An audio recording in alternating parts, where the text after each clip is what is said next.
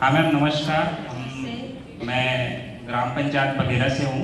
हमारे यहाँ भी फ्लाई ऐश का इंडस्ट्री चल रहा है।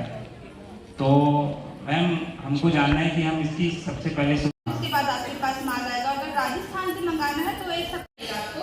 अच्छा। हाँ, और 1 सप्ताह 10 दिन के बाद इसका डिलीवरी कर सकते हो आप। 1 सप्ताह बाद 1 सप्ताह या 10 दिन जब सूख जाए। जी। अगर चाहो तो मतलब जिप्सम के बदले में बना के रखिए, मार्केट तो आएगा ही, ऐसा नहीं कि नहीं आएगा। वो तो खराब होने वाली चीज नहीं है। यदि आप बना के रखते हो, है ना, आज की तो कल तो बिकना ही है। तो आप एक कैपेसिटी के ऊपर है कि आप कितना ब्रिक्स बना सकते हो या कितने मटेरियल इसमें आप फंसा सकते हो, आपकी लागत के ऊपर है।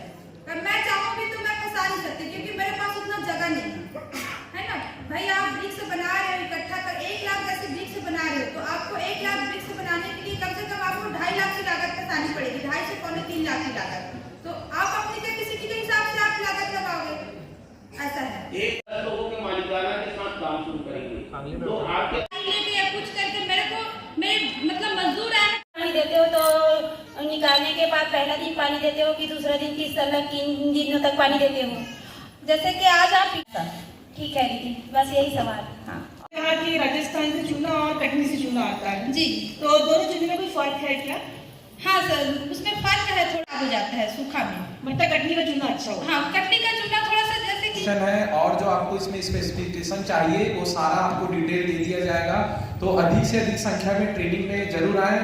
वर्तमान में अभी हमारे पास कलकत्ता के हितग्राही ट्रेनिंग ले रहे हैं और कल्लू पंचायत के, तो सभी लोगों को ट्रेनिंग में भेजें जिससे कि उनका सारा जो है डाउट जो है वो क्लियर हो सके। और मैडम के यहाँ पे ही ट्रेनिंग हमारी चल रही है। इसके अलावा कोई दूसरे ब्लॉक से या डोंगरगढ़ हो गया, छुरिया से कोई प्रश्न पूछना चाहिए? मैडम मैं ये पूछना चाहता हूँ कि अपने को 10 ब्रिक्स बनाना है तो उसमें कितना मटेरियल डालना पड़ेगा? 10 ब्रिक्स का